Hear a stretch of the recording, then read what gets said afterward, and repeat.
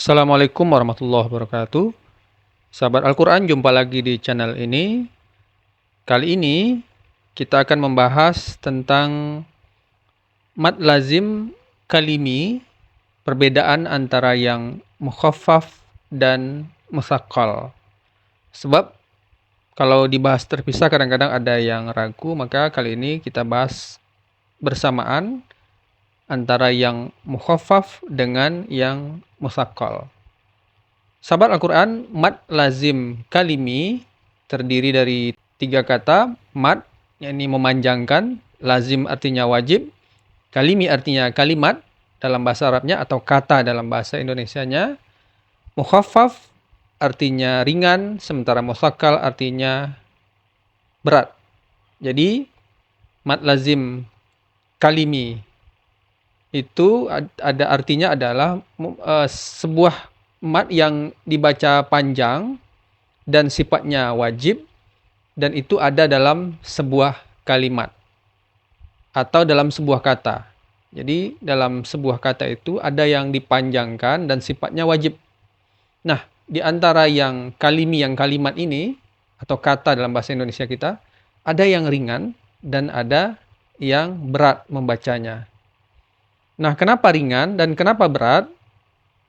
Ringan itu karena mad itu berjumpa dengan sukun.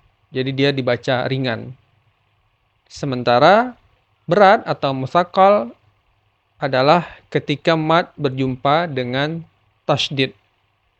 Kedua-duanya sama, yakni panjangnya 6 harokat.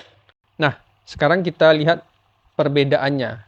Perbedaannya tadi adalah bahwa yang mukhaffaf itu ada mad yang berjumpa dengan sukun.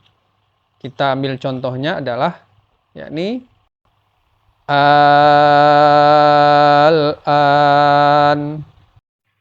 Jadi di sini ada mad badal yang bertemu dengan sukun. Nah, mad badal ini adalah hamzah yang bergabung dengan mad. Kalau dia fathah, maka madnya adalah alif. Kalau dia kasrah, madnya ya. Kalau huruf madnya ya, kalau dia dhammah, huruf madnya waw. Nah, dalam konteks ini hanya ada satu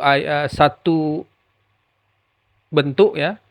Tapi ada 2 ayat. Al-an ini hanya ada dari di ayat surat Al-Maidah ayat 51 dan 91. Tapi sama tulisannya, bacaannya juga al-an gitu. Nah, untuk pembahasan lebih lanjut, al-an ini aslinya adalah al-an yang biasa ya. Al-an itu artinya sekarang, diawali dengan hamzah. Jadi a ya ditambah al-an. Nah, tentu dibaca al-an. Nah, orang bahasa Arab dalam ilmu nahu tidak biasa dibaca al-an, tapi dibaca panjang.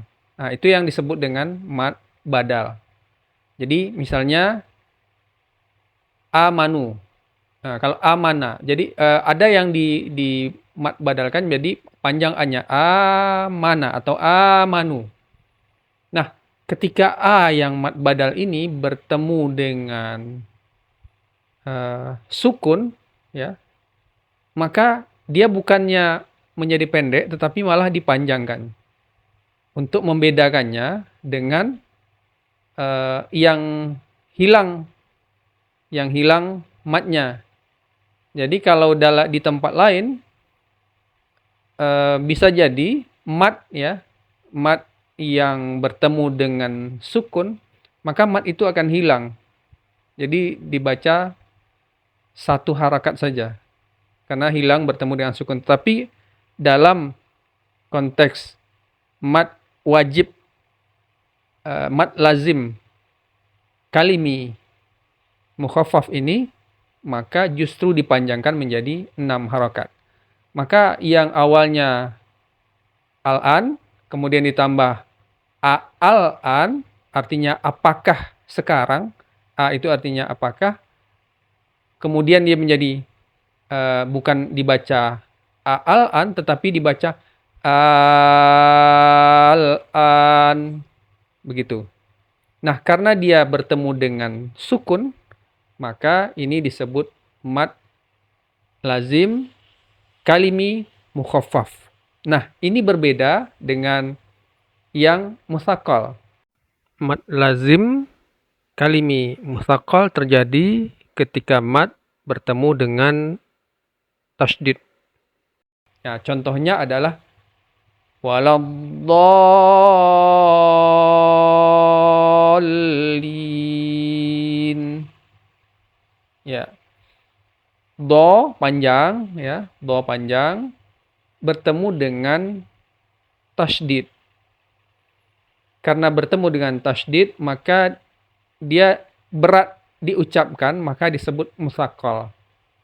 Jadi kalau tadi yang mukhaffaf bertemu dengan sukun, maka yang musaqqal bertemu dengan tasydid.